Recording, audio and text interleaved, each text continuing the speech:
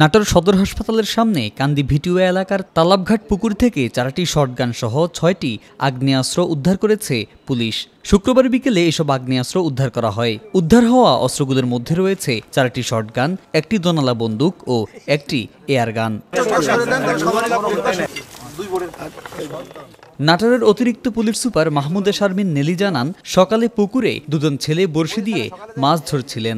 হঠাৎ বড়শিটি পানির নিচে আটকে গেলে তারা বড়শি ছাড়াতে পানিতে নামেন। এ সময় তারা একটি কম্বল দেখতে পান, যা খুলে তারা একটি এয়ারগান ও দোনালা বন্দুক উদ্ধার করেন। এরপর তারা বিষয়টি সদর থানার পুলিশকে জানালে পুলিশ এসে আলামতগুলো পরীক্ষা করে। পরে নাটোর ফায়ার সার্ভিসের ডুবুরি দল দিয়ে পুরো পুকুর খুঁজতে গিয়ে আরো 4টি শটগান উদ্ধার করা হয়। অতিরিক্ত পুলিশ সুপার আরো জানান, শনিবার থেকে পুরো পুকুরের পানি সেচ দিয়ে নতুনভাবে অস্ত্র উদ্ধারের অভিযান শুরু হবে।